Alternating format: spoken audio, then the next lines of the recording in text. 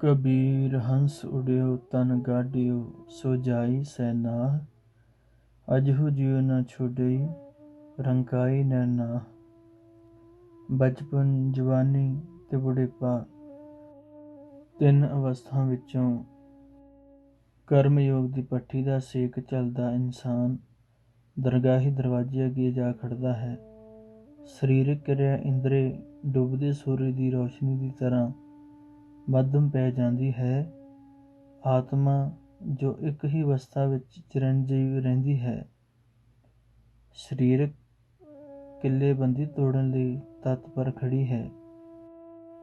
ਜਿਉਣ ਦੀ ਲਾਲਸਾ ਦੁਨਿਆਵੀ ਕਾਰ ਵਿਹਾਰ ਲਈ ਵੀ ਨਹੀਂ ਗਵਾਈ। ਪਦਾਰਥਾਂ ਦੀ ਮੰਗ ਇੱਕ ਕੰਗਾਲ ਮੰਗਤੇ ਦੀ ਨਿਆਇ ਬੇਸ਼ੁਮਾਰ ਹੈ। ਮੈਲੀ ਹੋਈ ਆਤਮਾ ਲਈ ਸਾਬਣ ਦਾ ਵਣਜ ਨਹੀਂ ਕੀਤਾ। ਸਵੈ ਇੱਛਾ ਸਵੈ ਮਾਨ ਪ੍ਰਾਪਤ ਕੀਤਾ। ਲੋਕ ਜਸ ਲਈ ਪਰਲੋਕ ਦੀ ਨਾਵ ਕਿਸ਼ਤੀ ਕਿਨਾਰੇ ਤੋਂ ਹਿਲਾਉਣ ਲਈ ਚੱਪੂ ਵੀ ਨਹੀਂ ਮਾਰਿਆ। ਪ੍ਰਭੂ ਦੇ ਹਰਨਾਮਾ ਮਹਾਂਪੁਰਖਾਂ ਦੀ ਸੇਵਾ ਕੀਤੀ ਤਾਂ ਵੀ ਮਨ ਵਿੱਚ ਕੁਝ ਆਸਾ ਤ੍ਰਿਸ਼ਨਾ ਰੱਖ ਕੇ ਮੁਕਤੀ ਨਹੀਂ ਮੰਗੀ। ਪਦਾਰਥਾਂ ਦੇ ਅੰਬਾਰ ਅੰਦਰ ਖੱਡਾ ਖੋਦਿਆ ਹੈ। ਅੰਧੇਰੇ ਵਿੱਚ ਅਲੋਪ ਹੋਣ ਵਾਲੀ ਛਾਇਆ ਦਾ ਪੱਲਾ ਫੜਿਆ, ਪ੍ਰਕਾਸ਼ ਵੱਲ ਹੱਥ ਨਹੀਂ ਵਧਾਇਆ। ਬਾਬਾ ਜੀ ਦੀ ਹਜ਼ੂਰੀ ਅੰਦਰ ਇੱਕ ਮਾਈ ਇਸੇ ਹੀ ਪਿੰਡ ਦੀ ਨਿਤਨੇਮ ਸੇਵਾ ਕਰਦੀ ਸੀ। ਵੱਡੇ ਵੱਡੇ ਮੱਟ ਰੋਜ਼ ਪਾਣੀ ਦੇ ਭਰਨੇ ਅਤੇ ਜੇ ਕਿਸੇ ਚੀਜ਼ ਦੀ ਲੋੜ ਹੋਣੀ ਹੁਕਮ ਅਨੁਸਾਰ ਘਰੋਂ ਬਣਾ ਕੇ ਲਿਆਉਣੀ। ਕਦੇ ਕਦੇ ਮਾਈ ਦੇ ਪੁੱਤਰ ਸਰਵਨ ਸਿੰਘ ਅਤੇ ਲਾਲ ਸਿੰਘ ਨੰਬਰਦਾਰ ਵੀ ਦੁੱਧ ਲੈ ਕੇ ਆ ਜਾਂਦੇ ਸਨ। ਮਾਈ ਦਾ ਪਤੀ ਹੀਰਾ ਸਿੰਘ ਵਿਛੋੜਾ ਦੇ ਗਿਆ ਸੀ। ਇੱਕ ਦਿਨ ਮਾਈ ਨੇ ਬਾਬਾ ਜੀ ਅੱਗੇ ਬੇਨਤੀ ਕੀਤੀ, ਮਹਾਰਾਜ, ਮੇਰੇ ਪਤੀ ਨਾਲ ਮੇਰੀਆਂ ਗੱਲਾਂ ਕਰਾਓ। ਨਿੱਕੇ ਬੱਚੇ ਛੱਡ ਗਿਆ ਹੈ, ਮੈਂ ਉਸ ਨਾਲ ਲੜਨਾ ਹੈ। ਮਾਈ, ਤੇਰਾ ਸੰਬੰਧ ਉਸ ਨਾਲ ਉਤਨਾ ਹੀ ਸੀ ਜਿੰਨੀ ਦੇਰ ਉਹ ਸਰੀਰ ਕਰਕੇ ਸੀ। ਹੁਣ ਉਸ ਨਾਲ ਕੋਈ ਸੰਬੰਧ ਨਹੀਂ, ਉਸ ਨੂੰ ਯਾਦ ਕਰਨਾ ਛੱਡ ਦੇ। ਹਜ਼ੂਰ ਬਾਬਾ ਜੀ ਦੀ ਤਾਕੀਦ ਸੀ। ਕਈ ਵਾਰ ਬੇਨਤੀ ਕੀਤੀ ਪਰ ਹਜ਼ੂਰ ਚੁੱਪ ਕਰ ਜਾਣ। ਇੱਕ ਦਿਨ ਖੁਸ਼ੀ ਵਿੱਚ ਆ ਕੇ ਪੁੱਛਣ ਲੱਗੇ, ਕਿਉਂ ਮਾਈ, ਫੇਰ ਕਰਾਈਏ ਗੱਲਾਂ? ਮਾਈ ਕਹਿਣ ਲੱਗੇ, ਗਰੀਬ ਨਿਵਾਜ, ਕਰਾਓ। ਕਰੀਰ ਵੱਲ ਇਸ਼ਾਰਾ ਕਰਕੇ ਕਹਿਣ ਲੱਗੇ, ਜਾ ਉੱਥੇ ਜਾ ਕੇ ਲੇਟ ਜਾ। ਮਾਈ ਉੱਥੇ ਪੈ ਗਈ। ਥੋੜ੍ਹੀ ਦੇਰ ਬਾਅਦ ਨੀਂਦ ਆ ਗਈ। ਉਸਨੇ ਦੇਖਿਆ ਕਿ ਮੈਂ ਪੁੱਚੋ ਵੱਲ ਜਾ ਰਹੀ ਹਾਂ। ਰਸਤੇ ਵਿੱਚ ਫਤੀਆ ਨਾਮੀ ਜਲਾਇਆ ਦਾ ਮੁੰਡਾ ਜੋ ਮਰਿਆ ਹੋਇਆ ਸੀ, ਪਲੰਘ ਲੈ ਕੇ ਖੜਾ ਹੋਇਆ।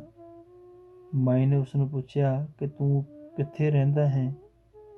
ਉਸਨੇ ਉੱਤਰ ਦਿੱਤਾ, ਮੈਂ ਇੱਥੇ ਜਵਾਂ ਦੀ ਰਾਖੀ ਵਾਸਤੇ ਖੇਤ ਰਹਿੰਦਾ ਹਾਂ। ਫਤੀਆ ਨੇ ਮਾਈ ਨੂੰ ਕਿਹਾ ਕਿ ਸਾਡੇ ਘਰ ਸੁਨੇਹਾ ਦੇਈਂ। ਸੰਧੂਆਂ ਨਾਲ ਲੱਗਦੀ ਸਾਡੀ ਸਵਾਤ ਵਿੱਚ ਇੱਕ ਕੋਠੀ ਹੈ। ਉਸ ਵਿੱਚ ਮੇਰੀ ਕਾਲੀ ਸੂਫ ਦੀ ਜੈਕਟ ਦੀ ਫੱਟੀ ਜੇਬ ਤੇ ਲੜ 2 ਰੁਪਏ ਬੰਨੇ ਹੋਏ ਹਨ। ਉਹ ਰੁਪਏ ਮੇਰੀ ਮਾਂ ਤੇ ਭੈਣ ਨੂੰ ਕਹਿਣਾ ਕਾਜੀ ਨੂੰ ਰੋਟੀ ਖਵਾ ਕੇ ਦਾਨ ਦੇ ਦੇਣ। ਸਾਡੇ ਘਰ ਦੇ ਪਿਛਲੇ ਪਾਸੇ ਪਾਣੀ ਦਾ ਘੜਾ ਭਰ ਕੇ ਵਣ ਦੇ ਹੇਠ ਰੱਖ ਦੇਣ। ਮਿੱਟੀ ਦੇ ਭਾਂਡੇ ਨਾਲ ਢੱਕ ਦੇਣਾ। ਮੈਂ ਪਾਣੀ ਪੀਂਦਾ ਰਹਾਂਗਾ, ਘੜਾ ਖਾਲੀ ਨਹੀਂ ਹੋਣ ਦੇਣਾ। ਜਦ ਮਾਈ ਅੱਗੇ ਆਈ ਤਾਂ ਗਿੱਲ ਪੱਤੀ ਦੀ ਸ਼ਮਸ਼ਾਨ ਘਾਟ ਆ ਗਈ। ਵੇਖਦੀ ਹੈ ਕਿ ਹੀਰਾ ਸਿੰਘ ਦੇ ਵੱਡੇ ਭਰਾ ਦਰਬਾਰਾ ਸਿੰਘ ਦੀ ਘੋੜੀ ਕਰੀਰ ਨਾਲ ਬੰਨੀ ਖੜੀ ਹੈ। ਉਹ ਦੇਖਦੇ ਹੀ ਮਾਈ ਦੇ ਪਿੱਛੇ ਸੋਟੀ ਲੈ ਕੇ ਪੈ ਗਿਆ ਤੇ ਬੋਲਿਆ, ਤੈਨੂੰ ਬੱਚਿਆਂ ਕੋਲ ਛੱਡਿਆ ਸੀ, ਇੱਥੇ ਕੀ ਰਹਿਣਾ ਹੀ ਹੈ? ਜਾ ਕੇ ਬੱਚੇ ਸੰਭਾਲ। ਮਾਈ ਡਰ ਗਈ, ਤਾਂ ਅੱਖ ਖੁੱਲ੍ਹ ਗਈ।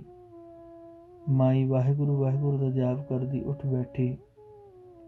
ਬਾਬਾ ਜੀ ਪਾਸ ਆ ਕੇ ਖਿਮਾ ਮੰਗੀ ਅਤੇ ਗਲਤੀ ਬਖਸ਼ਾ ਕੇ ਆਗਿਆ ਲੈ ਕੇ ਚਲੀ ਗਈ। ਰਸਤੇ ਵਿੱਚ ਜਾਂਦੀ ਨੇ ਫਤੀਏ ਦੇ ਘਰ ਸੁਨੇਹਾ ਦੇ ਦਿੱਤਾ ਉਸਦੇ ਘਰ ਵਾਲਿਆਂ ਨੇ ਸਭ ਕੁਝ ਦੇਖਿਆ ਤਾਂ ਉਹੀ ਹੋਇਆ ਜੋ ਬਾਈ ਨੇ ਦੱਸਿਆ ਸੀ। ਇਹ ਕੌਤਕ ਚੰਦਾ ਸਿੰਘ ਆਪਣੀ ਦਾਦੀ ਜੀ ਤੋਂ ਸੁਣਿਆ ਕਰਦੇ ਸਨ। ਕਰੋ ਬਰਾਬਰ ਜੋ ਪ੍ਰਿਆ ਸੰਗ ਰਾਤੀ, ਇਹ ਹਉਮੈ ਕੀਟੀ ਠਾਈ। ਬ੍ਰਹਮ ਗਿਆਨੀ ਦੀ ਪ੍ਰਾਪਤੀ ਹੋਈ ਤਾਂ ਮਨੁੱਖ ਤੋਂ ਮਹਾਂਪੁਰਖ ਦੀ ਪਦਵੀ ਪਾਈ। ਉਸ ਉਪਰੰਤ ਉਸ ਪ੍ਰਭੂ ਦੇ ਹੁਕਮ ਵਿੱਚ ਰਹਿ ਕੇ ਦੁਨੀਆਦਾਰਾਂ ਦਾ ਭਲਾ ਕੀਤਾ ਤਾਂ ਪ੍ਰਵਾਨ ਹੈ, ਪਰ ਜੇ ਬਖਸ਼ਿਸ਼ ਦੀ ਖੈਰ ਨਾਲ ਝੋਲੀ ਭਰ ਕੇ ਬਖਸ਼ੰਦ ਨਾਲ ਦਗਾ ਕਮਾਇਆ, ਉਸੇ ਬਰਾਬਰੀ ਕੀਤੀ ਤਾਂ ਹਸ਼ਰ ਹੋਇਆ ਰਾਵਣ, ਹਰਨਾਕਸ਼, ਮਨਸੂਰ ਵਰਗਾ। ਹਉਮੈ ਦੀ ਜ਼ਹਿਰ ਖਾਣ ਤੋਂ ਬਚ ਚਰਨ ਧੂੜ ਹੀ ਫੱਕਦਾ ਰਿਹਾ ਤਾਂ ਮੁਰਸ਼ਦ ਦਿਆਲੂ ਹੈ, ਭਾਂਡਾ ਵੱਡਾ ਕਰਦੇ ਜਾਓ ਵਸਤੂ ਲੈਣ ਲਈ। ਬਰਾਬਰੀ ਕੀਤੀ ਤਾਂ ਅੱਡੇ ਹੱਥਾਂ ਨੂੰ ਅੰਮ੍ਰਿਤ ਦੀ ਥਾਂ ਵਿਸ਼ ਮਿਲੇਗੀ। ਦੁਨਿਆਵੀ ਮਨੁੱਖ ਸੂਝਵਾਨ ਕਿੰਨਾ ਵੀ ਅਖਵਾਏ, ਪਰ ਮਹਾਂਪੁਰਖਾਂ ਦੀ ਬਰਾਬਰੀ ਨਹੀਂ ਕਰ ਸਕਦਾ। ਪੂਰਨ ਮਹਾਂਪੁਰਖ ਨੂੰ ਪਲਕਾਂ ਚੁੱਕ ਕੇ ਵੀ ਨਹੀਂ ਦੇਖਿਆ ਜਾ ਸਕਦਾ, ਕਿਉਂਕਿ ਫਕੀਰ ਦਾ ਦਰਜਾ ਰਾਜੇ ਤੋਂ ਉੱਚਾ ਦਰਸਾਇਆ ਹੈ। ਮਹਾਰਾਜਾ ਨਾਭੇ ਵਾਲਾ ਹੀਰਾ ਸਿੰਘ ਕੁਝ ਸਮੇਂ ਲਈ ਸੰਤ ਧੰਨਾ ਸਿੰਘ ਜੀ ਨੂੰ ਮਿਲਿਆ। ਸੰਤ ਜੀ ਸੰਸਕ੍ਰਿਤ ਗ੍ਰੰਥ ਦੇ ਕਾਫੀ ਵਿਦਵਾਨ ਸਨ। ਬਾਬਾ ਜੀ ਤੋਂ ਆਤਮਿਕ ਸ਼ਕਤੀ ਸਦਕਾ ਵੀ ਵਰਸਾਏ ਹੋਏ ਸਨ।